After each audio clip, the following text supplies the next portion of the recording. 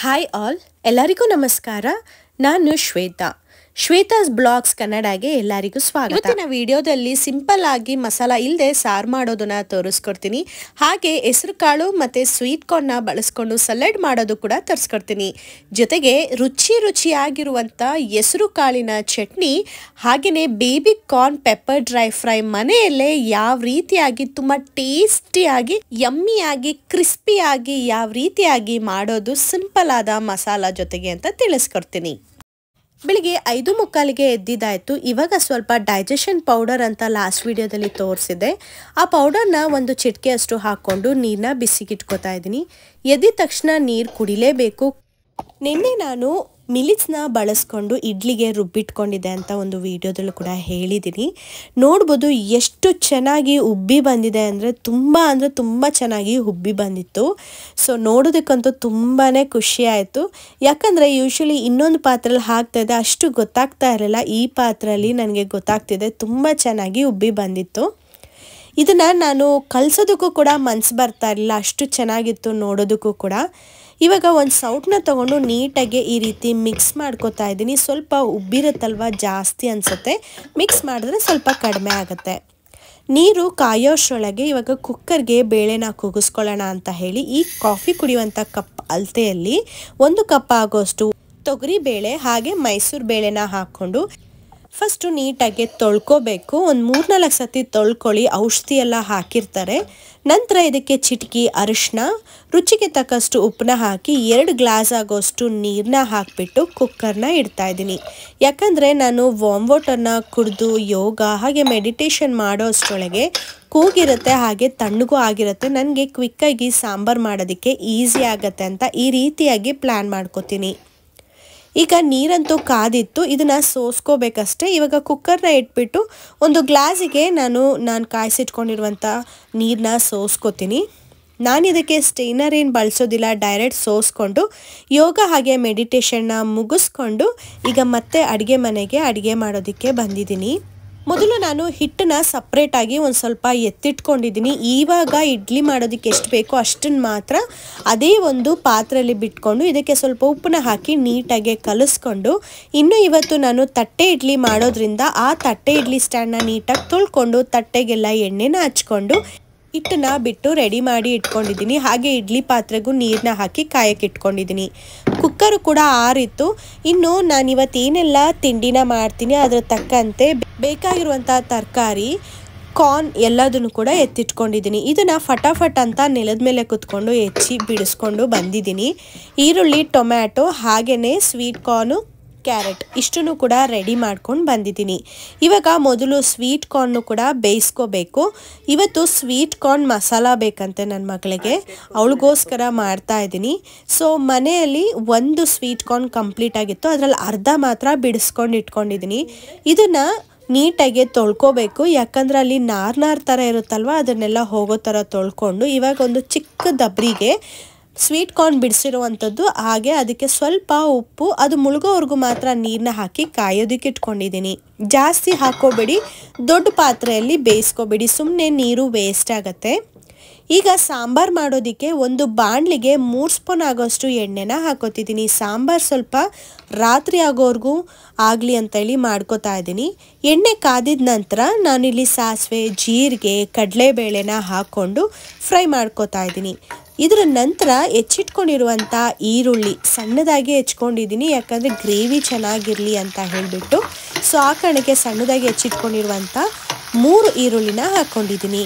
ಈರುಳ್ಳಿ ಈ ಸಾಂಬಾರಿಗೆ ತುಂಬಾ ಟೇಸ್ಟ್ ಕೊಡುತ್ತೆ. ನಾನಿಲ್ಲಿ ಯಾವುದೇ ಥರ ರುಬ್ಬಿ ಕೂಡ ಮಸಾಲಾನ ಹಾಕೋದಿಲ್ಲ.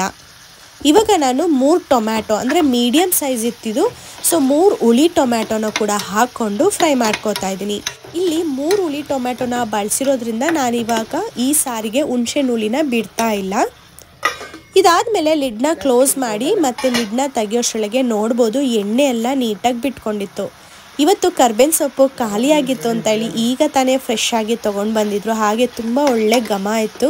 ಆ ಕಾರಣಕ್ಕೆ 6 ಎಸ್ಲಷ್ಟು ಕರ್ಬೇವಿನ ಸೊಪ್ಪನ್ನ ಹಾಕ್ಕೊಂಡಿದ್ದೀನಿ. ಘಮಘಮವಾಗಿ ಅನಿಸ್ತಿತ್ತು, ತುಂಬ ಫ್ರೆಶ್ ಆಗಿ ಇತ್ತು. ಆ ಕಾರಣಕ್ಕೆ ಜಾಸ್ತಿನೇ ಕರ್ಬೇವಿನ ಸೊಪ್ಪನ್ನ ಹಾಕ್ಕೊಂಡೆ. ಸೌಟು ಇದೇ ಬಾಣಲಿಯಲ್ಲಿ ಬಿಟ್ಟಿರೋದಕ್ಕೆ ಸೌಟ್ ತುಂಬ ಸುಡ್ತಾ ಇತ್ತು. ಆ ಕಣಕ್ಕೆ ಬಟ್ಟೆಯಲ್ಲಿ ಸೌಟನ್ನ ಇಟ್ಕೊಂಡಿದ್ದೀನಿ. ನೋಡ್ಬೋದು ಎಣ್ಣೆ ನೀಟಾಗಿ ಬಿಟ್ಟಿದೆ, ಹಾಗೆ ಎಲ್ಲ ಪದಾರ್ಥ ಬೆಂದಿದೆ. ಈಗ ನಾನು ಖಾರಕ್ಕೆ ತಕ್ಕಷ್ಟು ಖಾರದ ಪುಡಿ, ಹಾಗೆ 1 ಸ್ಪೂನ್ ಆಗೋಷ್ಟು ಧನಿಯಾ ಪುಡಿ, 1 ಸ್ಪೂನ್ ಆಗೋಷ್ಟು ಗರಂ ಮಸಾಲಾನ ಹಾಕ್ಕೊಂಡಿದ್ದೀನಿ. ಇಷ್ಟನ್ನ ಹಾಕ್ಕೊಂಡಿದ ನಂತರ ಅರ್ಧ ಸ್ಪೂನ್ ಆಗೋಷ್ಟು ಜೀರಿಗೆ ಪುಡಿನ ಹಾಕ್ಕೊಳ್ಳಿ. ನಂತರ ನೀವು ಚಿಟಿಕೆ ಅಷ್ಟು ಇಂಗನ್ನ ಹಾಕ್ಕೊಂಡು ಇದನ್ನು ನೀಟಾಗಿ ಮಿಕ್ಸ್ ಮಾಡ್ಕೋಬೇಕು. ಈಗ ಸ್ವಲ್ಪ ಎಣ್ಣೆನೂ ಕೂಡ ಅಬ್ಸರ್ವ್ ಮಾಡುತ್ತಲ್ವ ಮಸಾಲ, ಸ್ವಲ್ಪ ತಳ ಹಿಡಿಯುತ್ತೆ ಅನ್ನೋ ರೀತಿಯಲ್ಲಿ ಅನಿಸುತ್ತೆ. ಅಂದರೆ ಸ್ವಲ್ಪ ಬಾಣಲಿ ಡ್ರೈ ಆಗಿರುತ್ತೆ ಅಲ್ವಾ. ಸೊ ಇದನ್ನು ನೋಡಿಕೊಂಡು ಪದೇ ಪದೇ ನೀಟಾಗಿ ಕೈಯಾಡ್ಕೊಳ್ಳಿ, ಒತ್ತಿಸ್ಬೇಡಿ. ಎಣ್ಣೆಯಲ್ಲಿ ನೀಟಾಗಿ ಮಸಾಲ ಎಲ್ಲ ಫ್ರೈ ಆಗಬೇಕು, ಟೊಮೆಟೊ ಈರುಳ್ಳಿಗೆ ಅಬ್ಸರ್ವ್ ಆಗಬೇಕು, ಆವಾಗ ತುಂಬಾ ಟೇಸ್ಟಿಯಾಗಿರುತ್ತೆ. ಇಲ್ಲಿ ನಾನು ಅರ್ಧ ಕ್ಯಾರೆಟ್ ತುರಿದಿರೋ ಅಷ್ಟು ಕ್ಯಾರೆಟ್ ತುರಿನ ಹಾಕೊಳ್ತಾ ಇದ್ದೀನಿ. ನಾನು ಕ್ಯಾರೆಟ್ ತುರಿ 2 ರೆಸಿಪಿಗೆ ಅಂತ ಮಾಡ್ಕೊಂಡಿದ್ದೆ, ಒಂದು ಸಾಂಬಾರಿಗೆ, ಹಾಗೆಯೇ ಇನ್ನೂ ಒಂದು ಬಂದು ಸಲಾಡ್ಗೆ. ಸ್ವಲ್ಪ ಸಾಂಬಾರ್ಗೂ ಕೂಡ ಹಾಕೊಳ್ತಾ ಇದ್ದೀನಿ. ನೀವು ಕ್ಯಾರೆಟ್ ತುರಿನ ಹಾಕೊಳ್ಳಿ, ಎಷ್ಟು ಟೇಸ್ಟಿಯಾಗಿರುತ್ತೆ. ಒಬ್ಬೊಬ್ಬರು ಇಡ್ಲಿ ಸಾಂಬಾರಿಗೆ ಸ್ವಲ್ಪ ಸಕ್ಕರೆ ಅಥವಾ ಬೆಲ್ಲನ ಹಾಕ್ತಾರೆ. ನೀವು ಈ ಕ್ಯಾರೆಟ್ ತುರಿನ ಬಳಸೋದ್ರಿಂದ ಸಕ್ಕರೆ ಬೆಲ್ಲ ಹಾಕೋ ಅವಶ್ಯಕತೆನೇ ಇರಲ್ಲ, ಅದೇ ಸೇಮ್ ಟೇಸ್ಟ್ ಕೊಡುತ್ತೆ. ಈಗ ಕೂಗ್ಸಿಟ್ಕೊಂಡಿರುವಂಥ ಬೇಳೆನೂ ಕೂಡ ಇವಾಗ ಇದೇ ಒಂದು ಬಾಣಲಿಗೆ ಹಾಕೊಳ್ತಾ ಇದ್ದೀನಿ. ಬೇಳೆ ಅಂತೂ ಆಲ್ಮೋಸ್ಟ್ ಸ್ಮ್ಯಾಶ್ ಆಗಿದೆ. ಇನ್ನು ಬಾಣಲಿಗೆ ಹಾಕಿದ ನಂತರ ನೀಟಾಗಿ ಕೈಯಾಡಿ ಏನಾಗುತ್ತೆ, ಬೇಳೆನೂ ಕೂಡ ಕಂಪ್ಲೀಟ್ ಸ್ಮ್ಯಾಶ್ ಆಗುತ್ತೆ. ಇವಾಗ ಅದೇ ಕುಕ್ಕರ್ಗೆ ಸ್ವಲ್ಪ ನೀರನ್ನ ಹಾಕಿ ಇನ್ನು ಮಿಕ್ಕಿರೋವಂಥದ್ದನ್ನೆಲ್ಲ ನೀಟಾಗಿ ಕಲಿಸ್ಕೊಂಡು ಇವಾಗ ಬಾಣಲಿಗೆ ಹಾಕ್ಕೊಂಡಿದ್ದೀನಿ. ನಿಮಗೆ ಯಾವ ಹದಕ್ಕೆ ಬೇಕೋ ಅದ್ರ ತಕ್ಕಂತೆ ನೀರನ್ನ ಹಾಕ್ಕೊಳ್ಳಿ. ನಾನಿಲ್ಲಿ ಮೀಡಿಯಮ್ ಆಗಿ ಮಾಡ್ಕೋತಾ ಇದ್ದೀನಿ. ಸ್ವಲ್ಪ ಗಟ್ಟಿ ಇದ್ರೇ ಇಡ್ಲಿಗೆ ಚೆಂದ, ತುಂಬ ನೀರಿದ್ರೆ ಚೆನ್ನಾಗಿರೋದಿಲ್ಲ. ಇವಾಗ ನಾನು ಸ್ವೀಟ್ ಕಾರ್ನ್ ಕೂಡ ಚೆಕ್ ಮಾಡ್ತಾ ಇದ್ದೀನಿ, ಅದು ಕೂಡ ಬೆಂದಿತ್ತು. ಅದನ್ನು ಕೂಡ ಸೈಡಿಗೆ ಎತ್ತಿಟ್ಕೊಂಡು ಕಷಾಯನೂ ಕೂಡ ಕಾಯಿಸ್ಕೋಬೇಕು. ಕಷಾಯ ಮಾಡೋದಕ್ಕೆ ಏನೂ ಇರಲಿಲ್ಲ ಅಂತ ಹೇಳಿ ಬೆಳಗ್ಗೆ ಕಷಾಯನ ಮಾಡೋಕ್ಕಿಟ್ಟಿರಲಿಲ್ಲ. ಇವಾಗ ನನ್ನ ಹಸ್ಬೆಂಡ್ ಸ್ಟೋರಿಗೆ ಹೋಗ್ಬಿಟ್ಟು ವಿಳೆದೆಲೆನ ತೊಗೊಂಡು ಬಂದಿದ್ದಾರೆ. ಸೊ ಇವತ್ತು ವಿಳೆದೆಲೆ ಕಷಾಯನ ಕುಡಿಬೇಕು.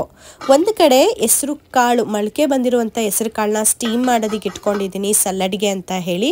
ಇನ್ನೊಂದು ಕಡೆ ಬೇಬಿಕಾರ್ನ್ ಬೇಯಿಸಿ ನಂತರ ನಾನು ಕಷಾಯನ ಮಾಡ್ಕೋತಾ ಇದ್ದೀನಿ. ಹಾಗೆ ಇನ್ನೊಂದು ಕಡೆ ಇಡ್ಲಿ ಮಾಡೋದಕ್ಕೂ ಕೂಡ ರೆಡಿ ಮಾಡಿದ್ದೀನಿ. ಆಲ್ರೆಡಿ 1 ಇಬ್ಬಿ ತಟ್ಟೆ ಇಡ್ಲಿನ ನಾನು ಮಾಡಿದಾಗಿದೆ. ಇವಾಗ ನಾನು ಇಟ್ಟಿರೋದು ಗುಂಡಿಡ್ಲಿನ ಮಾಡೋದಕ್ಕೆ ಇಟ್ಟಿದ್ದೀನಿ. ನನ್ನ ಮಗಳಿಗೆ 2 ಕೂಡ ಇಷ್ಟ ಆಗುತ್ತೆ, 2 ಕೇಳ್ತಾಳೆ. ಅವಳಿದ್ರೆ ನಾನು 2 ರೀತಿನೂ ಕೂಡ ಮಾಡೋದಕ್ಕೆ ಟ್ರೈ ಮಾಡ್ತೀನಿ. ಇನ್ನು ಸಾರು ಕೂಡ ಕುದಿಯಕ್ಕೆ ಬಂದಿತ್ತು, ಆದರೆ ಇದನ್ನು ಪದೇ ಪದೇ ಕೈಯಾಡ್ತಾ ಇದ್ದರೆ ಒಳ್ಳೆ ಟೇಸ್ಟ್ ಕೊಡುತ್ತೆ. ನೀವು ಬೇಕಿದ್ರೆ ಇವಾಗ ಒಂದ್ಸತಿ ಟೇಸ್ಟ್ ನೋಡಿ, ನಿಮಗೆ ಖಾರ ಅಥವಾ ಉಪ್ಪೇನಾದರೂ ಕಡಿಮೆ ಆಯ್ತಂದರೆ ನೀವು ಹಾಕ್ಕೊಂಡು ಅಡ್ಜಸ್ಟ್ ಕೂಡ ಮಾಡ್ಕೊಳ್ಬಹುದು. ನಾನಿಲ್ಲಿ ಸಾಂಬಾರನ್ನ ಟೇಸ್ಟ್ ಮಾಡಿದೆ, ಸ್ವಲ್ಪ ಉಪ್ಪು ಸಪ್ಪೆ ಇದೆ ಅಂತ ಅನ್ನಿಸ್ತು. ಆ ಕಾರಣಕ್ಕೆ ಇನ್ನೂ ಸ್ವಲ್ಪ ಉಪ್ಪನ್ನ ಹಾಕಿ ನೀಟಾಗಿ ಕೈಯಾಡಿಬಿಟ್ಟು ಚೆನ್ನಾಗಿ ಕುದಿಸ್ಬಿಟ್ರೆ ಬೆಳಗ್ಗೆಗೆ, ಮಧ್ಯಾಹ್ನಕ್ಕೆ, ಸಾಯಂಕಾಲಕ್ಕೆ ಸಾಂಬಾರಂತೂ ರೆಡಿ ಆಗುತ್ತೆ. ಈಗ ಕೊನೆಯದಾಗಿ ನಾನಿಲ್ಲಿ ಕೊತ್ತಂಬರಿ ಸೊಪ್ಪನ್ನ ಈ ರೀತಿ ಸಣ್ಣದಾಗಿ ಹೆಚ್ಚಿಟ್ಕೊಂಡಿದ್ದೀನಿ. ಈ ರೀತಿ ಡೈರೆಕ್ಟಾಗಿ ಹೆಚ್ಚಿಡೋದೇ ಬೆಸ್ಟು. ಹೆಚ್ಚಿ ಒಂದು ಕಡೆ ಇಟ್ಟು ಮತ್ತು ಅಲ್ಲಿ ಮರಿಯೋದೆಲ್ಲ ಇದಾಗತ್ತೆ. ತೊಳೆದಿಟ್ಕೊಂಬಿಟ್ರೆ ನಾನು ಹೆಚ್ಚೋದಕ್ಕೆ ಈಸಿ ಆಗುತ್ತೆ. ಈವನ್ ದೋ ನಾನು ಯಾವಾಗಲೂ ಕೊತ್ತಂಬರಿ ಸೊಪ್ಪು ತೊಳೆದಿಟ್ಕೊಂಡಿದ್ರು ಹೆಚ್ಚಿಟ್ಕೊಂಡಿದ್ರು ಮರೆಯೋದು ಜಾಸ್ತಿ. ಅರ್ಜೆಂಟ್ ಇರುತ್ತೆ, ಪಾಪು ಸ್ಕೂಲ್ಗೆಲ್ಲ ಕಳಿಸ್ಬೇಕು, ನಾನು ಆಫೀಸಿಗೆ ಹೋಗ್ಬೇಕಲ್ಲ, ಆ ಅರ್ಜೆಂಟಲ್ಲಿ ಒಂದೊಂದು ಸತಿ ಮರ್ತುಬಿಡ್ತೀನಿ. ಈಗ ಅಂತೂ ಸಾಂಬಾರು ರೆಡಿ ಆಯಿತು, ತುಂಬ ಟೇಸ್ಟಿಯಾಗಿತ್ತು. ಸಾಂಬಾರನ್ನ ಸೈಡಿಗೆ ಎತ್ತಿಟ್ಕೊಂಡು ಬಿಡೋಣ ಅಂತ ಹೇಳಿ ಸಾಂಬಾರನ್ನ ಸೈಡಿಗೆ ಎತ್ತಿಟ್ಕೊತಾ ಇದ್ದೀನಿ. ಈಗ ಒಂದು ಚಿಕ್ಕ ಬಾಣಲಿಗೆ ನಾನು ಬೇಯಿಸಿಟ್ಕೊಂಡಿರುವಂಥ ಸ್ವೀಟ್ ಕಾರ್ನ್ನ ತೊಗೊಂಡಿದ್ದೀನಿ. ಬೇಯಿಸಿರೋ ನೀರನ್ನ ಫುಲ್ಲು ಸೋಸ್ಬಿಟ್ಟು ಈ ಬಾಣಲಿಗೆ ಹಾಕ್ಕೊಳ್ಬೇಕು. ಆದರೂ ಕೂಡ ಸ್ವಲ್ಪ ನೀರಿರುತ್ತೆ ಅಲ್ವಾ, ಸ್ಟವ್ ಹಚ್ಚಿದಾಗ ಸ್ವಲ್ಪ ಆ ನೀರು ಕೂಡ ಸಿಯುತ್ತೆ, ಅಂದರೆ ಅಬ್ಸರ್ವ್ ಆಗುತ್ತೆ. ನಂತರ ಇದಕ್ಕೆ ನಾನು 1 ಟೇಬಲ್ ಸ್ಪೂನ್ ಆಗೋಷ್ಟು ಬೆಣ್ಣೆನ ಹಾಕ್ಕೊಂಡು ಈ ರೀತಿ ನಾವು ಬೆಣ್ಣೆಯಲ್ಲಿ ಫ್ರೈ ಮಾಡಬೇಕು. ಆಗ ಬೆಣ್ಣೆ ಅಬ್ಸರ್ವ್ ಮಾಡುತ್ತೆ. ಸೊ ಈ ರೀತಿ ಮಾಡಿದ ನಂತರ ನಾವು ಒಂದು ಬೌಲ್ಗೆ ತಗೊಳ್ಬೇಕು. ಈ ರೀತಿ ಬೌಲಿಗೆ ಹಾಕ್ಕೊಳ್ಬೇಕು. ನೀವು ಯಾವ ಬೌಲ್ ಆದರೂ ತೊಗೊಳ್ಳಿ, ಆದರೆ ಸುಡ್ತಾ ಇರುತ್ತೆ. ಇವಾಗಲೇ ನೀವು ಮಸಾಲ ಹಾಕಿದ್ರು ಕೂಡ ಚೆನ್ನಾಗಿರುತ್ತೆ. ತಣ್ಣಗಾದ್ಮೇಲೆ ಮಿಕ್ಸ್ ಮಾಡ್ತೀವಿ ಅಂದ್ರೂ ಕೂಡ ಓಕೆ. ಆದರೆ ನಾನಿಲ್ಲಿ ಪಾಪುಗೆ ಸ್ನ್ಯಾಕ್ಸಿಗೆ ಪ್ಯಾಕ್ ಮಾಡ್ತಾ ಇರೋದ್ರಿಂದ ಬಿಸಿ ಇದ್ದಾಗಲೇ ಮಾಡ್ತಾಯಿದ್ದೀನಿ.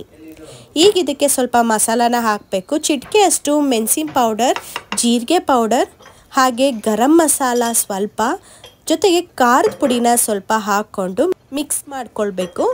ನಂತರ ನಾನು ಇದನ್ನು ಒಂದು ಬಾಕ್ಸಿಗೆ ಪ್ಯಾಕ್ ಮಾಡಿ ಪಾಪುಗೆ ಸ್ನ್ಯಾಕ್ಸಿಗೆ ಅಂತ ಕಳಿಸ್ಕೊಡ್ತೀನಿ. ಅವಳಿಗೆ ಇದು ಇಷ್ಟ ಆಗುತ್ತೆ, ಆದರೆ ಯಾವಾಗಲೂ ಇಷ್ಟ ಆಗಲ್ಲ. ಯಾವಾಗಲಾದರೂ ಒಂದೊಂದು ಸತಿ ಕೇಳಿದಾಗ ನಾನು ಮಾಡಿ ಕೊಡ್ತೀನಿ. ನಮ್ಮನೇಲಿ ಸ್ವೀಟ್ ಕಾರ್ನ್ನ ಅಷ್ಟು ಇಷ್ಟಪಟ್ಟು ತಿನ್ನಲ್ಲ. ಪಾಪು ಯಾವಾಗಲಾದರೂ ಡಿಮ್ಯಾಂಡ್ ಮಾಡಿ ಕೇಳಿದ್ರೆ ಮಾತ್ರ ಮನೆಗೆ ತೊಗೊಂಡು ಬಂದು ಮಾಡ್ತೀನಿ. ಈಗ ಸ್ವಲ್ಪ ಮಾತ್ರ ಮಿಗಿಸ್ಕೊಂಡಿದ್ದೀನಿ. ಆ ಒಂದು ಸ್ವೀಟ್ ಕಾರ್ನ್ನ ನಾನು ಸಲಾಡ್ಗೆ ಬಳಸ್ಕೊತೀನಿ. ಇನ್ನು ಪಾಪುಗೆ ಅಂತ ಹೇಳಿ ಲಂಚ್ಗೆ ಜೊತೆಗೆ ಈಗ ತಿನ್ನೋಕ್ಕೆ ಅಂತ ಹೇಳಿ ಬೇರೆ ಬೇರೆ ಬೌಲಲ್ಲಿ ಸಾಂಬಾರನ್ನ ಆರಾಕಿಟ್ಟಿದೆ, ತಣ್ಣಗಾಗಬೇಕಲ್ವ ಪ್ಯಾಕ್ ಮಾಡೋದಕ್ಕೆ ಅಂತ. ಸೊ ಆರಾಕಿಟ್ಬಿಟ್ಟು ಇನ್ನು ಇಡ್ಲಿನೆಲ್ಲ ತೆಗ್ದಿದ್ದಾಯಿತು. ಒಂದು ಇಬ್ಬಿ ತಟ್ಟೆ ಇಡ್ಲಿನ ತೊಗೊಂಡಿದ್ದೆ. ಹಾಗೆ ಅವಳಿಗೆ ಲಂಚ್ಗೆ ಅಂತ ಹೇಳಿ ಗುಂಡಿಡ್ಲಿನ ಮಾಡಿಕೊಟ್ಟಿದ್ದೆ. ಇಡ್ಲಿ ಅಂತೂ ತುಂಬ ಸೂಪರ್ ಸಾಫ್ಟಾಗಿ ಬಂದಿತ್ತು. ನಾನಿಲ್ಲಿ ಸೋಡಾನ ಬಳಸಿ ಎಷ್ಟು ಯಮ್ಮಿಯಾಗಿ, ಹಾಗೆ ಉದ್ದಿನಬೇಳೆನೂ ಕೂಡ ಕಡಿಮೆನ ಬಳಸ್ಕೊಂಡು ಎಷ್ಟು ಸಾಫ್ಟಾಗಿ ಮಿಲಿಟ್ಸ್ನ ಬಳಸ್ಕೊಂಡು ಇಡ್ಲಿನ ಮಾಡ್ಕೊಳ್ಬೋದು. ನೀವು ಕೂಡ ಈ ರೀತಿ ಮಾಡ್ಕೊಳ್ಳಿ. ಈಗ ಸ್ವಲ್ಪ ಸ್ವೀಟ್ ಕಾರ್ನ್ ಮಿಕ್ಕಿದೆ ಅಲ್ಲ, ಅದಕ್ಕೆ ನಾನು ಸ್ಟೀಮ್ ಮಾಡಿ ಬೇಯಿಸಿಟ್ಕೊಂಡಿರುವಂಥ ಹೆಸರು ಕಾಳನ್ನ ಹಾಕೋತಿದ್ದೀನಿ. ಇದು ಮೊಳಕೆ ಕಟ್ಟಿ ಇಟ್ಕೊಂಡಿದ್ದೆ. ಇವಾಗ ಸ್ವಲ್ಪ ಸ್ಟೀಮಲ್ಲೇ ಬೇಯಿಸ್ಕೊಂಡಿದ್ದೀನಿ. ಸ್ಟೀಮಲ್ಲಿ ಬೇಯಿಸೋದ್ರಿಂದ ಆರೋಗ್ಯಕ್ಕೂ ಒಳ್ಳೆಯದು. ಅದರಲ್ಲಿರುವಂಥ ಎಲ್ಲ ಪೌಷ್ಟಿಕ ಆಹಾರನೂ ಕೂಡ ಹಾಗೇ ಇರುತ್ತೆ, ನೀರಲ್ಲಿ ಮಿಕ್ಸ್ ಆಗಲ್ಲ ಅಲ್ವಾ, ಆ ಕಾರಣಕ್ಕೆ. ಇವಾಗ ನಾವು ಬೇಯಿಸಿರೋದಕ್ಕೆ ಚೆನ್ನಾಗಿರುತ್ತೆ, ಹಾಗೇ ತಿನ್ಬೋದು, ಅಷ್ಟು ಚೆನ್ನಾಗಿರುತ್ತೆ. ಇನ್ನು ಹೆಸರು ಕಾಳನ್ನ ಹಾಕಿದ ನಂತರ ಕ್ಯಾರೆಟ್ ತುರಿನೂ ಕೂಡ ಹಾಕ್ಕೊಂಡಿದ್ದೀನಿ. ಸ್ವಲ್ಪ ಕೊತ್ತಂಬರಿ ಸೊಪ್ಪನ್ನು ಕೂಡ ಸಣ್ಣದಾಗಿ ಹೆಚ್ಚಿ ಇದಕ್ಕೆ ಈ ರೀತಿ ಹಾಕ್ಕೊಳ್ತಾ ಇದ್ದೀನಿ. ಇದಕ್ಕೆ ನಿಮಗೆ ಬೇಕು ಅಂತ ಹೇಳಿದ್ರೆ ಒಗ್ಗರಣೆನೂ ಕೂಡ ಹಾಕ್ಕೊಳ್ಬೋದು, ಇಲ್ಲ ಅಂದರೆ ಸ್ಕಿಪ್ ಮಾಡ್ಕೋಬಹುದು. ಸಲಾಡ್ ಅಂತೂ ತುಂಬ ಟೇಸ್ಟಿಯಾಗಿ ಡಿಲಿಷಿಯಸ್ ಆಗಿರುತ್ತೆ. ಹಾಗೆ ಒಂದು ಸ್ಪೂನ್ ಮೇಲ್ಗಡೆ ಒಂದು ಸ್ವಲ್ಪ ನಿಂಬೆಹಣ್ಣ ಇಂಟ್ಕೊತಿದ್ದೀನಿ. ಬೀಜ ಏನಾದರೂ ಬಿದ್ದರೆ ಹಾಗೆ ಸಪ್ರೇಟ್ ಮಾಡ್ಬೋದು ಅಂತ ಹೇಳಿ. ಇಲ್ಲಾಂದರೆ ಒಂದು ಗ್ಲಾಸಲ್ಲಿ ಇಂಟ್ಕೋಬೇಕು, ಮತ್ತು ಆ ರಸನ ಹಾಕ್ಕೊಳ್ಬೇಕು, ಟೈಮ್ ಆಗುತ್ತೆ ಅಂತ ಹೇಳಿಬಿಟ್ಟು ಈ ರೀತಿ ಮಾಡ್ಕೊಂಡಿದ್ದೀನಿ. ಇವಾಗ ಸ್ವಲ್ಪ ಮತ್ತೆ ಮಸಾಲಾನ ಹಾಕೋತಿದ್ದೀನಿ. ಚಿಟಿಕೆಯಷ್ಟು ಮೆಣಸು, ಚಿಟಿಕೆಯಷ್ಟು ಚಾಟ್ ಮಸಾಲ, ಚಿಟಿಕೆಯಷ್ಟು ಅರಿಶಿನ ಪುಡಿನ ಹಾಕೊಂಡು ಈ ರೀತಿ ಕಲಿಸ್ಕೊತಾ ಇದ್ದೀನಿ. ಎಷ್ಟು ಡಿಲಿಷಿಯಸ್ ಆಗಿತ್ತು ಅಂದರೆ ನೀವು ನಂಬಲ್ಲ, ಅಷ್ಟು ಟೇಸ್ಟಿಯಾಗಿತ್ತು. ವೆಯ್ಟ್ ಲಾಸ್ ಮಾಡೋರು ಈ ರೀತಿ ಮಾಡ್ಕೊಳ್ಳಿ, ತುಂಬ ಅಂದರೆ ತುಂಬ ಟೇಸ್ಟಿಯಾಗಿರುತ್ತೆ, ತುಂಬ ಡಿಲಿಷಿಯಸ್ ಆಗಿರುತ್ತೆ. ನಮ್ಮನೇಲಿ ಹೆಸರು ಕಾಳಿಂದು ಏನೇ ಸಲಾಡ್ ಇರ್ಬೋದು ಎಲ್ಲರಿಗೂ ಇಷ್ಟ ಆಗುತ್ತೆ, ನನ್ನ ಮಗಳು ಸಮೇತ ಅಷ್ಟು ಇಷ್ಟಪಟ್ಟು ಹೆಸರು ಕಾಳಿಂದ ಎಲ್ಲ ಒಂದು ರೆಸಿಪಿನೂ ಕೂಡ ತಿಂತಾರೆ. ಈಗ ನಾನು ಆಫೀಸ್ಗೆ ಹೊರಡುವಂಥ ಸಮಯ ನನ್ನ ಹಸ್ಬೆಂಡ್ಗೂ ಕೂಡ ಮಾಡಿರುವಂಥ ಅಷ್ಟು ಅಡುಗೆನೂ ಕೂಡ ಇಟ್ಟು ರೆಡಿ ಮಾಡಿಟ್ರೆ ಅವರು ಕೂಡ ತಿಂತಾರೆ. ಇನ್ನು ನಾನು ಕೂಡ ಬ್ರೇಕ್ಫಾಸ್ಟ್ನ ಮಾಡಿ ಆಫೀಸ್ಗೆ ಹೊರಟಿದ್ದಾಯಿತು. ಇನ್ನು ಆಫೀಸಿಂದ ಬಂದ ಮೇಲೆ ಯಾವ ರೀತಿಯಾಗಿರುತ್ತೆ ರೊಟೀನ್ ಅಂತ ತಿಳಿಸ್ಕೊಡ್ತೀನಿ. ಯಾಕಂದರೆ ನನ್ನ ಮಗಳು ಬಂದಿದ್ದಾಳಲ್ಲ, ಈ ಟೈಮಲ್ಲಿ ನಾನು ಯಾವ ರೀತಿಯಾಗಿ ಪ್ಲ್ಯಾನ್ ಮಾಡ್ಕೋತೀನಿ ಅಂತ ನೋಡ್ಬೋದು. ನಾನು 6 o'clock ಆಫೀಸಿಂದ ಬಂದರೂ ಕೂಡ 7 o'clockವರೆಗೂ ಬೇರೆ ಏನಾದರೂ ಇರುತ್ತೆ, ಇಲ್ಲಾಂದರೆ ರೆಸ್ಟ್ ತೊಗೊಂಡು ಈ ರೀತಿ ಪಾಪನಿಗೆ ಓದಿಸ್ತಾ ಇರ್ತೀನಿ. ಓದಿಸ್ತಾನೆ ನಾನು ಇವಾಗ ಸಂಜೆ ಏನು ಅಡುಗೆ ಮಾಡಬೇಕಂತ ಪ್ಲ್ಯಾನ್ ಇರುತ್ತಲ್ವ, ಅದ್ರ ತಕ್ಕಂತೆ ನಾನು ಎಲ್ಲ ತರಕಾರಿಗಳನ್ನ ಎತ್ತಿಟ್ಕೋತೀನಿ. ಹಾಗೆ ಅವಳಿಗೆ ಓದಿಸ್ತಾ ಇದನ್ನೆಲ್ಲದನ್ನು ಕೂಡ ಹೆಚ್ಚಿಟ್ಕೋತೀನಿ. ಇನ್ನು ಇವತ್ತು ಬೇಬಿ ಕಾರ್ನಿನ ಪೆಪ್ಪರ್ ಡ್ರೈ ಫ್ರೈ ಮಾಡೋಣ ಅಂತ ಹೇಳಿ ಎಲ್ಲದನ್ನು ಕೂಡ ರೆಡಿ ಮಾಡಿ ಇಟ್ಕೊಂಡಿದ್ದೀನಿ. ಇನ್ನು ಹೆಸರು ಕಾಳು ಚಟ್ನಿ, ದೋಸೆ ಇಟ್ಟಿತ್ತಲ್ವ ಬೆಳಗ್ಗೆ ಮಾಡಿದಂಥ ಇಡ್ಲಿ ಹಿಟ್ಟೆ ಮಿಕ್ಕಿತ್ತು, ಅದನ್ನಲ್ಲೇ ದೋಸೆ ಮಾಡೋಣ ಅಂತ ಹೇಳಿಬಿಟ್ಟು ಯಾವುದೇ ಥರ ಮಿಲಿಟ್ಸ್ನ ಮಾಡ್ತಾಯಿಲ್ಲ, ಅಂದರೆ ಅನ್ನನ ಮಾಡ್ತಾಯಿಲ್ಲ. ನೋಡ್ಬೋದು ಬೇಬಿ ಕಾರ್ನ್ನ ಈ ರೀತಿಯಾಗಿ ನಾನು ಕ್ರಾಸ್ ಆಗಿ ಬೆಂಡೆಕಾಯಿನ ನಾವು ಕಟ್ ಮಾಡ್ತೀವಿ ಅಲ್ವಾ, ಆ ರೀತಿಯಾಗೂ ಕೂಡ ಕಟ್ ಮಾಡ್ಕೋಬೋದು. ಇಲ್ಲಾಂದರೆ ರೋಲ್ ಆಗಿ, ಅಂದರೆ ಹೋಲ್ ಇದ್ರ ಥರ ಚಕ್ರ ಶೇಪಲ್ಲಿ ಬರುತ್ತಲ್ಲ ಆ ರೀತಿನಾದರೂ ಕಟ್ಬೋದು. ಇಲ್ಲಾಂದರೆ ಹೋಲ್ ಬೇಬಿ ಕಾರ್ನ್ನ ನೀವು 4 ಭಾಗವಾಗಿ ಸೀಳಿದ್ರೂ ಕೂಡ ಚೆನ್ನಾಗಿರುತ್ತೆ. ನಾನು ಇಲ್ಲಿ ಮೀಡಿಯಮ್ ಸೈಜ್ ಆಗಿ ಕಟ್ ಮಾಡಿ ಒಂದು ಮಡಿಕೆಗೆ ನೀರು, ಉಪ್ಪು ಹಾಗೆ ಕಟ್ ಮಾಡಿ ಇಟ್ಕೊಂಡಿರುವಂಥ ಬೇಬಿ ಕಾರ್ನ್ನ ಹಾಕಿ ಬೇಯಕ್ಕಿಟ್ಟಿದ್ದೀನಿ. ಇನ್ನು ಒಂದು ಬಾಣಲೆಯಲ್ಲಿ ಚಟ್ನಿ ಮಾಡೋದಕ್ಕೆ ಹೆಸರು ಕಾಳನ್ನ ಹುರ್ಕೋತಾ ಇದ್ದೀನಿ. ಈ ರೊಟ್ಟಿಗೆ ಚಪಾತಿಗಂತೂ ಹೆಸರು ಬೇಳೆ ಚಟ್ನಿ ಅಂತೂ ತುಂಬ ಅಂದರೆ ತುಂಬ ಚೆನ್ನಾಗಿರುತ್ತೆ. ನಾನಿವತ್ತು ದೋಸೆಗೆ ಮಾಡ್ತಾ ಇದ್ದೀನಿ, ತುಂಬ ದಿನ ಆಗೋಗಿತ್ತು ಅಂತ ಹೇಳಿ. ಮೊದಲು ನಾನಿಲ್ಲಿ ಅರ್ಧ ಬೌಲ್ ಆಗೋಷ್ಟು ಹೆಸರು ಕಾಳನ್ನ ಹುರ್ಕೋತಾ ಇದ್ದೀನಿ. ಈ ರೀತಿ ಹುರ್ಕೊಂಡಿದ ನಂತರ ಇದಕ್ಕೆ ಹಸಿಮೆಣಸಿನ್ಕಾಯಿ, ರುಚಿಗೆ ಎಷ್ಟು ಬೇಕೋ ಅಷ್ಟು ಹಸಿಮೆಣಸಿನ್ಕಾಯಿ, 4 ಇಳ್ಕಷ್ಟು ಬೆಳ್ಳುಳ್ಳಿನ ಹಾಕೊಳ್ತಾ ಇದ್ದೀನಿ. ಈ ಹೆಸರು ಕಾಳು ಬಿಸಿ ಇರುತ್ತೆ ಅಲ್ವಾ, ಆ ಬೆಚ್ಚಗಿರುವಾಗಲೇ ಈ ಹಸಿಮೆಣಸಿನ್ಕಾಯಿ ಬೆಳ್ಳುಳ್ಳಿ ಎಲ್ಲ ಸ್ವಲ್ಪ ನೀಟಾಗಿ ಫ್ರೈ ಆಗುತ್ತೆ. ಹಾಗೆ 2 ಇಳ್ಕಷ್ಟು ಕರ್ಬೇವಿನ ಸೊಪ್ಪು. ಇದಕ್ಕೆ ಕರ್ಬೇವಿನ ಸೊಪ್ಪು ಹಾಕಿದಷ್ಟು ತುಂಬಾ ಟೇಸ್ಟಿಯಾಗಿ ಬರುತ್ತೆ. ನೀವು ಬೇಕಾದ್ರೆ ಇದನ್ನ ಒಂದ್ಸತಿ ಟ್ರೈ ಮಾಡಿ. ಇನ್ನು ಹಸಿಮೆಣಸಿನ್ಕಾಯಿ ಬೆಳ್ಳುಳ್ಳಿನ ಉರಿದಿದ್ರು ಕೂಡ ನಾವು ಮಾಡ್ಕೊಳ್ಬಹುದು ಚಟ್ನಿನ. ಈಗ ಬಿಸಿಯಾಗಿರುವಂಥ ಹೆಸರು ಕಾಳಿನ ಮಧ್ಯದಲ್ಲಿ ಹಾಗೆ ಸ್ವಲ್ಪ ಹುಣಸೆಹಣ್ಣ ಕೂಡ ಇಟ್ಕೊಂಡಿದ್ದೆ, ಯಾಕಂದರೆ ಸ್ವಲ್ಪ ಬಿಸಿಯಾಗಿದ್ದರೆ ಅದು ರುಬ್ಬೋಕ್ಕೂ ಕೂಡ ಈಸಿ ಆಗುತ್ತೆ ಅಂತ ಹೇಳಿ. ಇವಾಗ ಸ್ವಲ್ಪ ತಣ್ಣಗಾಗಿದೆ ಹುರಿದಿಟ್ಕೊಂಡಿರೋದು. ಹಾಗೆ ಇನ್ನು ಬೇಬಿ ಕಾರ್ನ್ ಬೇಯ್ತಾ ಇದೆ. ಬೆಳಗ್ಗೆ ಮಿಕ್ಕಿದಂಥ ಇಡ್ಲಿಗೆ ಮಾಡಿದಂಥ ಸಾಂಬಾರು ಕೂಡ ಸ್ವಲ್ಪ ಇತ್ತು, ಅದನ್ನು ಕೂಡ ಬಿಸಿ ಮಾಡ್ಕೊಂಡಿದ್ದೀನಿ. ದೋಸೆಗೆ ಇನ್ನೊಂದು ಡಿಶ್ ಆಗುತ್ತೆ ಅಲ್ವಾ, ನಾವು ವೇಸ್ಟ್ ಮಾಡಬಾರ್ದು, ಆದಷ್ಟು ಕೂಡ ಯೂಸ್ ಮಾಡ್ಕೋಬೇಕು. ಈಗ ನಾನು ಹಸಿಮೆಣಸಿನ್ಕಾಯಿ, ಕರ್ಬೇವಿನ ಸೊಪ್ಪು, ಹಾಗೆ ಬೆಳ್ಳುಳ್ಳಿ, ಹುಣಸೆಹಣ್ಣು, ಹುರಿದಿಟ್ಕೊಂಡಿರುವಂಥ ಹೆಸರು ಕಾಳು ಇಷ್ಟನ್ನು ಕೂಡ ಮಿಕ್ಸಿ ಜಾರಿಗೆ ಮೊದಲು ಹಾಕ್ಕೊಳ್ಬೇಕು. ಈ ಚಟ್ನಿ ನಿಮಗೆ ಸ್ವಲ್ಪ ಜಾಸ್ತಿನೇ ನೀರು ಎಳ್ಕೊಳ್ಳುತ್ತೆ, ಸ್ವಲ್ಪ ನೀರನ್ನ ಜಾಸ್ತಿನೇ ಹಾಕ್ಕೊಳ್ಳಿ. ಇಲ್ಲಿ ಅರ್ಧ ಸ್ಪೂನ್ ಆಗೋಷ್ಟು ಜೀರಿಗೆ, 3 ಸ್ಪೂನ್ ಆಗೋಷ್ಟು ತೆಂಗಿನಕಾಯಿನ ಹಾಕ್ಕೋತಾ ಇದ್ದೀನಿ. ತೆಂಗಿನಕಾಯಿ ನೀವು ಕಡಿಮೆ ಹಾಕಿದ್ರೂ ಕೂಡ ಚೆನ್ನಾಗಿರುತ್ತೆ, ಜಾಸ್ತಿ ಏನು ಹಾಕ್ಕೊಳ್ಳೋಕೆ ಹೋಗಬೇಡಿ. ಇನ್ನು ರುಚಿಗೆ ತಕ್ಕಷ್ಟು ಉಪ್ಪು, ಕೈಯಲ್ಲೇ ಈ ರೀತಿ 2 ಸ್ಪೂನ್ ಆಗೋಷ್ಟು ಹುರ್ಗಡ್ಲೆನ ಹಾಕೋತಾ ಇದ್ದೀನಿ. ಇಷ್ಟನ್ನು ಹಾಕ್ಕೊಂಡು ನೀರನ್ನ ಹಾಕ್ಕೊಂಡು ನೀವು ರುಬ್ಕೊಳ್ಳಿ. ನಾನಿಲ್ಲಿ ನೀರನ್ನ ಹಾಕ್ಕೊಂಡಿರಲಿಲ್ಲ, ಫಸ್ಟು ಪೌಡರ್ ರೀತಿಯಲ್ಲಿ ಮಾಡ್ಕೊಳ್ಳೋಣ ಅಂತ ಹೇಳಿ. ಈಗ ರುಬ್ಬಿದ ನಂತರ ನಾನಿಲ್ಲಿ ಒಂದು ಅರ್ಧ ಹಿಡಿ ಆಗೋಷ್ಟು ಕೊತ್ತಂಬರಿ ಸೊಪ್ಪನ್ನ ಹಾಕ್ಕೊಂಡು ರುಬ್ಕೊಂಡಿದ್ದೀನಿ. ಚಟ್ನಿ ಅಂತೂ ತುಂಬ ಟೇಸ್ಟಿಯಾಗಿತ್ತು, ನೀವು ಕೂಡ ಒಂದ್ಸತಿ ಟ್ರೈ ಮಾಡಿ. ಇಡ್ಲಿಗಂತೂ ಮ್ಯಾಚ್ ಆಗುತ್ತೆ. ನಾನು ಬೆಳಗ್ಗೆನೇ ಮಾಡಬೇಕಿತ್ತು ಅಂತ ಅನ್ನಿಸ್ತು. ಹಾಗೆ ನನ್ನ ಜಾರು ಕೂಡ ಚೇಂಜ್ ಆಗಿದೆ, ಯಾಕಂದರೆ ಜಾರು ನಾನು ಅದನ್ನು ಯೂಸ್ ಮಾಡಬೇಕಾದ್ರೆ ಏನೋ ಪ್ರಾಬ್ಲಮ್ ಆಯಿತು. ಅದಕ್ಕೆ ಇವಾಗ ಅದನ್ನೆಲ್ಲ ನೋಡ್ಕೊಂಡು ಕೂರೋಕ್ಕಾಗಲ್ಲ ಅಂತ ಹೇಳಿ ಬೇರೆ ಮಿಕ್ಸಿ ಜಾರ್ನಲ್ಲಿ ಹಾಕಿ ರುಬ್ಬಿದ್ದಾಯಿತು. ಈಗ ಚಟ್ನಿ ಅಂತೂ ರೆಡಿ ಆಯಿತು. ಹಾಗೆ ಬೇಬಿ ಕಾರ್ನು ಕೂಡ ಬೆಂದಿತ್ತು, ಅದನ್ನು ಸೋಸ್ಬಿಟ್ಟು ಒಂದು ತಟ್ಟೆಯಲ್ಲಿ ಫ್ಯಾನ್ ಹಾಕಿಬಿಟ್ಟು ಆರಾಕಿದ್ದೆ. ಯಾಕಂದರೆ ಒಗ್ಗರಣೆ ಹಾಕೋಷ್ಟರೊಳಗೆ ಅದು ಹಾಗೆ ಆರೋದಿಲ್ಲ, ಆ ಕಾರಣಕ್ಕೋಸ್ಕರ. ಈಗ ಒಂದು ಬಾಣಲಿಗೆ ಒಂದು ಸ್ಪೂನ್ ಆಗೋಷ್ಟು ಎಣ್ಣೆನ ಹಾಕ್ಕೊಳ್ಳಿ. ಎಣ್ಣೆನ ಹಾಕ್ಕೊಂಡು ಈ ರೀತಿ ಕರ್ಬೇವಿನ ಸೊಪ್ಪನ್ನ ಸಿಡಿಸ್ಕೊಳ್ಳಿ. ನಾನಿಲ್ಲಿ ಸಿಡಿಬೇಕಾದ್ರೆ ಸ್ಟವ್ ಮೇಲೆಲ್ಲ ಬೀಳುತ್ತೆ ಅಂತ ಹೇಳಿ ಈ ರೀತಿಯಾಗಿ ತಟ್ಟೆನ ಮುಚ್ಚಿದ್ದೀನಿ. ಯೂಶ್ವಲಿ ನೀವು ಈ ರೀತಿ ಪೆಪ್ಪರ್ ಡ್ರೈ ಯಾವುದನ್ನೇ ಮಾಡಿದ್ರೆ, ಬೇಬಿ ಕಾರ್ನ್ ಆಗಿರಲಿ, ಗೋಬಿ ಆಗಿರಲಿ, ಯಾವುದನ್ನೇ ಮಾಡಿದ್ರೆ ನೀವು ನಿಮ್ಮ ಹತ್ರ ಏನಾದರೂ ಈ ಐರನ್ ಪಾತ್ರೆ ಇದ್ದರೆ ಅದರಲ್ಲಿ ಮಾಡಿ. ನಾನು ಐರನ್ ಪಾತ್ರೆಯಲ್ಲಿ ಬೇರೆ ಅಡುಗೆ ಮಾಡಿ ಹಾಗೆ ಇಟ್ಟಿದ್ದೆ, ಸೊ ಈ ಪಾತ್ರೆಯಲ್ಲಿ ಮಾಡೋಣ ಅಂತ ಮಾಡ್ಕೊಂಡಿದ್ದಾಯಿತು. ಇದರಲ್ಲಿ ನಾವು ಸ್ವಲ್ಪ ಉರಿ ಕೊಟ್ಟರು ಕೂಡ ಸ್ವಲ್ಪ ಘಾಟಾಗಿಬಿಡುತ್ತೆ, ಐರನ್ ಪಾತ್ರೆಯಲ್ಲಿ ಇನ್ನೂ ಕ್ರಿಸ್ಪಿಯಾಗಿ ಬರುತ್ತೆ. ಆ ಕಾರಣಕ್ಕೆ ನೀವು ನೆಕ್ಸ್ಟ್ ಮಾಡೋದಿದ್ರೆ ಮನೆಯಲ್ಲಿ ಈ ರೀತಿ ಪೆಪ್ಪರ್ ಡ್ರೈ ಎಲ್ಲ ಮಾಡುವಾಗ ಅದು ಡ್ರೈ ಇರುತ್ತಲ್ವ, ಆ ಕಾರಣಕ್ಕೆ ಸ್ವಲ್ಪ ಘಾಟಾಗತ್ತೆ. ಅದಕ್ಕೆ ನೀವು ಐರನ್ ಪಾತ್ರೆಯಲ್ಲಿ ಮಾಡಿ. ಇನ್ನು ನಾನು ಕರ್ಬೇವಿನ ಸೊಪ್ಪು ಕರ್ದಿದ ನಂತರ ಅದೇ ಎಣ್ಣೆಗೆ ಹಸಿಮೆಣಸಿನ್ಕಾಯಿ ಹಾಗೆ ಬೆಳ್ಳುಳ್ಳಿ ಸಿಪ್ಪೆ ಸುಲಿದಿರೋ ಅಂಥದ್ದನ್ನು ಹಾಕ್ಕೊಂಡಿದ್ದೀನಿ. ಹಸಿಮೆಣಸಿನ್ಕಾಯಿ 7 ಹಾಕ್ಕೊಂಡಿದ್ದೀನಿ, 1 ಫುಲ್ ಬೆಳ್ಳುಳ್ಳಿನ ಹಾಕ್ಕೊಂಡಿದ್ದೀನಿ. ಜಜ್ಜಿ ಹಾಕ್ಕೊಳ್ಳಿ. ಹಾಗೆ ಇಲ್ಲಿ ನಾನು 2 ಸಣ್ಣ ಈರುಳ್ಳಿನ ನೀಟಾಗಿ ಫ್ರೈ ಮಾಡ್ಕೋಬೇಕು. ಈ ರೀತಿ ಬ್ರೌನ್ ಕಲರ್ ಬರಬೇಕು, ಅಲ್ಲಿವರೆಗೂ ಕೂಡ ಫ್ರೈ ಮಾಡ್ಕೊಳ್ಳಿ. ಫ್ರೈ ಮಾಡಿದ ನಂತರ ಬೇಬಿ ಕಾರ್ನ್ನ ಬೇಯಿಸಿ ತಣ್ಣಗೆ ಮಾಡಿ ಇಟ್ಕೊಂಡಿರಬೇಕು, ಅದನ್ನು ಕೂಡ ಹಾಕ್ಕೊಳ್ಳಿ. ಬೇಬಿ ಕಾರ್ನ್ನ ಹಾಕ್ಕೊಂಡಿದ್ದ ತಕ್ಷಣವೇ ಸ್ವಲ್ಪ ಉರಿನ ಜಾಸ್ತಿ ಮಾಡ್ಕೊಳ್ಳಿ, ಅಲ್ಲೇ ಇದ್ದು ಕೈ ಆಡ್ತಾನೆ ಇರಬೇಕು. ಅದು ನೀಟಾಗಿ ಮೇಲಿನ ಭಾಗ ಎಲ್ಲ ಸ್ವಲ್ಪ ಕ್ರಿಸ್ಪಿಯಾಗಿ ಫ್ರೈ ಆಗಬೇಕು. ಅರ್ಧ ಭಾಗ ಅಷ್ಟು ಫ್ರೈ ಆಗಿದ ನಂತರ ಸ್ವಲ್ಪ ಮಸಾಲ ಐಟಮು ಕೂಡ ಹಾಕ್ಕೊಳ್ಬೇಕಾಗತ್ತೆ. ಈಗ ನಾನಿಲ್ಲಿ ಬೇಯಿಸೋದಕ್ಕೆ ಉಪ್ಪು ಹಾಕಿರೋದ್ರಿಂದ ಇಲ್ಲಿ ಸ್ವಲ್ಪ ಉಪ್ಪನ್ನ ಹಾಕ್ಕೊಂಡಿದ್ದೀನಿ. ಪೆಪ್ಪರ್ ಡ್ರೈ ಆಗಿರೋದ್ರಿಂದ ನಾನು 1 ಫುಲ್ ಸ್ಪೂನ್ ಆಗೋಷ್ಟು ಪೆಪ್ಪರ್ನ ಹಾಕ್ಕೊಂಡಿದ್ದೀನಿ. ಅರ್ಧ ಸ್ಪೂನ್ ಆಗೋಷ್ಟು ಗರಂ ಮಸಾಲ ಹಾಗೆ ಅರ್ಧ ಸ್ಪೂನ್ ಆಗೋಷ್ಟು ಚಾಟ್ ಮಸಾಲ ಇಷ್ಟನ್ನು ಹಾಕ್ಕೊಂಡು ನಾನಿವಾಗ ನೀಟಾಗಿ ಕೈ ಆಡ್ಕೊತೀನಿ. ಈ ರೀತಿ ಕೈಯಾಡ್ತಾನೆ ಇದ್ದರೆ ಅಲ್ಲೇ ನಿಂತ್ಕೊಂಡು ಕ್ರಿಸ್ಪಿಯಾಗಿ ಮೇಲಿನ ಭಾಗ ಬರುತ್ತೆ, ಹಾಗೆ ಒತ್ತೋದಿಲ್ಲ. ನಾವು ಇವಾಗ ಮಸಾಲ ಐಟಮು ಹಾಕಿರೋದ್ರಿಂದ ಒತ್ತೋ ಅಂಥ ಚಾನ್ಸಸ್ ಇರುತ್ತೆ, ಆ ಕಾರಣಕ್ಕೆ ಅಲ್ಲೇ ಇದ್ದು ನೀವು ನೀಟಾಗಿ ಕೈಯಾಡ್ಕೋಬೇಕಾಗತ್ತೆ. ನಂತರ ನಾನು ಮಸಾಲ ಐಟಮ್ಸ್ ಎಲ್ಲ ಸೈಡಿಗೆ ಎತ್ತಿಟ್ಕೊಂಡು ಹಾಗೆ ಸ್ವಲ್ಪ ಕ್ಲೀನ್ ಮಾಡಿಕೊಂಡೆ. ಜೊತೆಗೆ ಇವಾಗ 1 ಚಿಟಿಕೆ ಅಷ್ಟು ಇಂಗನ್ನ ಹಾಕ್ಕೊಂಡು ಈ ರೀತಿ ಮತ್ತೆ ಕೈಯಾಡ್ಕೊಳ್ಬೇಕು. ನಿಮಗೆ ಆ ಕ್ರಿಸ್ಪಿನೆಸ್ ಬಂದಿದ ತಕ್ಷಣ ಆ ಸ್ಮೆಲ್ಲಲ್ಲೂ ಕೂಡ ಗೊತ್ತಾಗುತ್ತೆ.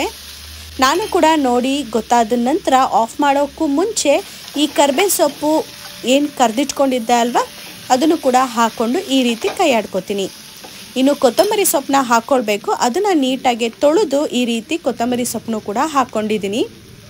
ಸಣ್ಣದಾಗಿ ಹೆಚ್ಚಿಟ್ಕೊಳ್ಳಿ. ಕೊತ್ತಂಬರಿ ಸೊಪ್ಪು ನಿಮಗೆ ಆಪ್ಷನಲ್. ಯೂಶ್ವಲ್ ಆಗಿ ನಾವು ಹೊರಗಡೆ ಹೋಗಿ ಈ ರೀತಿ ಪೆಪ್ಪರ್ ಡ್ರೈ ಫ್ರೈನ ತೊಗೊಂಡ್ರೆ ಅದಕ್ಕೆ ವೆನಿಗರ್ ಇರ್ಬೋದು, ಬೇರೆ ಬೇರೆ ರೀತಿಯದೆಲ್ಲ ಹಾಕಿರ್ತಾರೆ. ಆ್ಯಕ್ಚುಲಿ ವೆನಿಗರ್ನ ನಾವು ಮನೆ ಕ್ಲೀನ್ಗೆ ಬಳಸ್ತೀವಿ. ವೆನಿಗರ್ನ ಬಳಸಿ ಅಡುಗೆ ಮಾಡೋದು ಅಥವಾ ಅದನ್ನು ತಿನ್ನೋದು ತುಂಬಾ ಕೆಟ್ಟದ್ದು ದೇಹಕ್ಕೆ, ಆ ಕಾರಣಕ್ಕೆ ನಾನು ವೆನಿಗರ್ನ ಬಳಸಿಲ್ಲ ಇಲ್ಲಿ. ಇನ್ನು ಕೊನೆಯದಾಗಿ ಡಿಲಿಷಿಯಸ್ ಟೇಸ್ಟ್ ಬರಬೇಕು ಅಂದರೆ ಶುಂಠಿ ಬೆಳ್ಳುಳ್ಳಿ ಪೇಸ್ಟನ್ನ ಹಾಕ್ಕೊಂಡು ಅರ್ಧ ಹೋಳು ನಿಂಬೆಹಣ್ಣು ರಸನ ಹಾಕ್ಕೊಂಡು ಫ್ರೈ ಮಾಡಿಕೊಂಡ್ರೆ ಡಿಲಿಷಿಯಸ್ ಆದ baby corn pepper dry fry ready ಆಯಿತು. ತುಂಬ ಅಂದರೆ ತುಂಬ ಟೇಸ್ಟಿಯಾಗಿತ್ತು. ನಾವು ಆ್ಯಕ್ಚುಲಿ ಇದನ್ನು ಮಾಡಿದಾದ ಮೇಲೆ ಇದು ನಮಗೆ ಕಡಿಮೆ ಅಂತ ಅನ್ನಿಸ್ತು. 3 ಜನಕ್ಕೆ ಇದು ಸ್ವಲ್ಪ ಕಡಿಮೆ ಅಂತ ಫೀಲ್ ಆಯಿತು, ಯಾಕಂದರೆ ತುಂಬ ಟೇಸ್ಟಿಯಾಗಿತ್ತು. ಲಾಸ್ಟ್ ಟೈಮ್ ಎಲ್ಲ ನಾನು ಗ್ರೇವಿ ಬರೋ ರೀತಿಯಲ್ಲಿ ಮಾಡ್ಕೊಂಡಿದ್ದೆ, ಸೊ ಡ್ರೈ ಫ್ರೈ ಮಾಡ್ಕೊಂಡಿರಲಿಲ್ಲ. ಅದು ಒಂಥರ ಟೇಸ್ಟಿಯಾಗಿತ್ತು. ಆದರೆ ಇವತ್ತಂತೂ ಡ್ರೈ ಮಾಡಿದ್ದೊಂದು ತುಂಬಾ ಟೇಸ್ಟಿಯಾಗಿತ್ತು. ಆಲ್ರೆಡಿ ನಾನು ಪೆಪ್ಪರ್ ಡ್ರೈ ಫ್ರೈನ ಸರ್ವ್ ಮಾಡಿದ್ದೀನಿ. ನನ್ನ ಹಸ್ಬೆಂಡ್ ಆಗಲಿ ನನ್ನ ಮಗಳಾಗಿರಲಿ ತಿಂತಾ ಇದ್ದಾರೆ. ಹಾಗೆ ಇವಾಗ ದೋಸೆನ ಬಿಟ್ಬಿಡೋಣ ಅಂತ ಹೇಳಿ ಇಲ್ಲಿ ತವಾಗೆ ಎಣ್ಣೆನ ಸರುಕೋತಾ ಇದ್ದೀನಿ. ಯೂಶ್ವಲಿ ದೋಸೆ ಬಿಡ್ತಾನೆ ಇರ್ತೀನಿ. ಇವತ್ತು ನಾನು ಸ್ವಲ್ಪ ಆನಿಯನ್ ದೋಸೆನ ಮಾಡ್ಕೋತಿದ್ದೀನಿ. ದೋಸೆ ಬಿಟ್ಟಿದ ನಂತರ ಈ ರೀತಿ ಆನಿಯನ್ನ ಹಾಕ್ಕೊಂಡು ಮಾಡ್ಕೊಳ್ಳೋದು ಕೂಡ ಒಳ್ಳೆ ಟೇಸ್ಟ್ ಕೊಡುತ್ತೆ. ಇದ್ರ ಜೊತೆಗೆ ಹಸಿಮೆಣಸಿನ್ಕಾಯಿ, ಕೊತ್ತಂಬರಿ ಸೊಪ್ಪು, ಕರ್ಬೇವಿನ ಸೊಪ್ಪು, ಕ್ಯಾರೆಟ್ ತುರಿ ಹಾಕ್ಕೊಂಡ್ರು ಕೂಡ ತುಂಬ ಚೆನ್ನಾಗಿರುತ್ತೆ. ಇವತ್ತು ಸಿಂಪಲ್ಲಾಗಿ ಬರೀ ಆನಿಯನ್ನ ಮೇಲ್ಗಡೆ ಹಾಕ್ಕೊಂಡು ತಿನ್ನೋಣ ಅಂತ ಹೇಳಿ ಈ ರೀತಿಯಾಗಿ ಬರೀ ಆನಿಯನ್ನ ಮಾತ್ರ ಹಾಕ್ಕೊಂಡು ದೋಸೆನ ಬೇಯಿಸ್ಕೊತಾ ಇದ್ದೀನಿ. ನಾವು ಈರುಳ್ಳಿ ಹಾಕಿದ ನಂತರ ಈ ರೀತಿ ಮಚ್ಚಕಾಯಲ್ಲಿ ಸ್ವಲ್ಪ ಒತ್ತಬೇಕು, ತುಂಬ ಒತ್ತಬಾರ್ದು, ಸಾಫ್ಟಾಗಿ ಆ ಈರುಳ್ಳಿ ನಾವು ಮರ್ಚಾಕ್ಬೇಕಾದ್ರೆ ಬೀಳಬಾರ್ದು, ಅದು ಸ್ವಲ್ಪ ಅಂಟ್ಕೊಳ್ಳೋ ರೀತಿಯಲ್ಲಿ ನಾವು ಮರ್ಚಾಕಬೇಕು. ಅದಾದಮೇಲೆ ನಾವು ಸ್ವಲ್ಪ ಮೀಡಿಯಮ್ ಫ್ಲೇಮಲ್ಲಿ ಬೇಯಿಸಬೇಕು, ಯಾಕಂದರೆ ಈರುಳ್ಳಿ ನೀಟಾಗಿ ಬೇಯಬೇಕು. ಉರಿ ಜಾಸ್ತಿ ಕೊಟ್ಟರೆ ಒತ್ತೋಗ್ಬಿಡುತ್ತೆ ಅಂತ ಹೇಳಿ ಮೀಡಿಯಮ್ ಫ್ಲೇಮ್ ಅಥವಾ ಕಡಿಮೆ ಮಾಡಿಕೊಂಡು ನೀವು ದೋಸೆನ ಬೇಯಿಸ್ಕೋಬೇಕು. ಈ ರೀತಿ ದೋಸೆನ ಬೇಯಿಸಿ ಸ್ವಲ್ಪ ಈರುಳ್ಳಿ ಚಟ್ನಿನ ಇಟ್ಟು ನನ್ನ ಹಸ್ಬೆಂಡ್ಗೆ ಊಟನ ಸರ್ವ್ ಮಾಡಿಕೊಂಡೆ. ಅವರು ಬಿಸಿ ಬಿಸಿ ದೋಸೆನೇ ತಿಂತೀನಿ ಅಂತ ಹೇಳಿದ್ರು. ಅವ್ರಿಗೂ ಮತ್ತೆ ದೋಸೆನ ಬಿಟ್ಟು ಈ ರೀತಿ ಮಗಳಿಗೆ ನನ್ನ ಹಸ್ಬೆಂಡ್ಗೆ ದೋಸೆ ಸರ್ವ್ ಮಾಡ್ತಾಯಿದ್ದೆ. ಒಂದೊಂದು ಸತಿ ಒಂದೊಂದು ಥರ ಡಿನ್ನರ್ನ ನಾವು ತಿಂತೀವಿ. ಅಂದರೆ ಒಂದೇ ಸತಿ ಜೊತೆಯಲ್ಲಿ ಕುತ್ಕೊಂಡು ತಿನ್ನೋದಂತೂ 99%. ಯಾವಾಗಲಾದರೂ ಒಂದೊಂದು ಸತಿ ರೊಟ್ಟಿ ಅಥವಾ ದೋಸೆ, ಅದು ಎಸ್ಪೆಷಲಿ ತುಂಬ ಹಶ್ವಾಗಿದ್ರೆ ಮಾತ್ರ ಈ ರೀತಿ ನಾನು ದೋಸೆ ಬಿಟ್ಕೊಂಡು ರೊಟ್ಟಿ ಮಾಡಿಕೊಂಡು ಸರ್ವ್ ಮಾಡ್ಕೊಂಡು ಬಿಡ್ತೀನಿ, ಟೈಮು ಆಗೋಗಿದ್ರೆ. ಸೊ ಇವತ್ತಿನ ದಿನಚರಿ ಈ ರೀತಿ ಇತ್ತು. ನಿಮ್ಮೆಲ್ಲರಿಗೂ ಈ ಬ್ಲಾಗ್ ಇಷ್ಟ ಆಗತ್ತೆ ಅಂತ ಅಂದ್ಕೊಂಡಿದ್ದೀನಿ. ಇಷ್ಟ ಆಗಿದ್ರೆ ದಯವಿಟ್ಟು ಶೇರ್ ಮಾಡಿ, ಹಾಗೆ ಒಂದು ಲೈಕ್ ಬಟನ್ನ ಪ್ರೆಸ್ ಮಾಡಿ. ಇನ್ನು ನಾನು ತೋರಿಸಿದಂಥ ರೆಸಿಪಿ ಎಲ್ಲ ನಿಮಗೆ ಇಷ್ಟ ಆಯಿತು ಅಂತ ಹೇಳಿದ್ರೆ ನೀವು ಕೂಡ ಟ್ರೈ ಮಾಡಿ, ಹಾಗೆ ಕಮೆಂಟ್ ಬಾಕ್ಸಲ್ಲಿ ತಿಳಿಸಿ ನಿಮ್ಮ ಎಕ್ಸ್ಪೀರಿಯನ್ಸ್ ಹಾಗೆ ಅನಿಸಿಕೆನ. ಹಾಗೆ ಇನ್ನೂ ನನ್ನ ಚಾನಲ್ಗೆ ಸಬ್ಸ್ಕ್ರೈಬ್ ಆಗಿಲ್ಲ ಅಂತ ಹೇಳಿದ್ರೆ ದಯವಿಟ್ಟು ಸಬ್ಸ್ಕ್ರೈಬ್ ಆಗಿ ಅಲ್ಲಿರುವಂಥ ಬೆಲ್ ಐಕಾನ್ ಬಟನ್ನ ಕ್ಲಿಕ್ ಮಾಡಿ, ಸೊ ದಟ್ ನಾನು ಯಾವುದೇ ಒಂದು ವಿಡಿಯೋ ಅಪ್ಲೋಡ್ ಮಾಡಿದ್ರೂ ನಿಮಗೆ ನೋಟಿಫಿಕೇಷನ್ ಟಕ್ ಅಂತ ಬರುತ್ತೆ. ಈ ವಿಡಿಯೋ ನಿಮಗೆ ಇಷ್ಟ ಆಗಿದೆ ಅಂತ ಅಂದ್ಕೊಂಡು ವಿಡಿಯೋನ ಮುಗಿಸ್ತಾ ಇದ್ದೀನಿ. ಸೊ ನೆಕ್ಸ್ಟ್ ವಿಡಿಯೋದಲ್ಲಿ ಡಿಫ್ರೆಂಟ್ ಆದ ರೆಸಿಪಿ ಜೊತೆಗೆ ಸಿಗ್ತೀನಿ. ಅಲ್ಲಿವರೆಗೂ ಟೇಕ್ ಕೇರ್, ಬಾಯ್.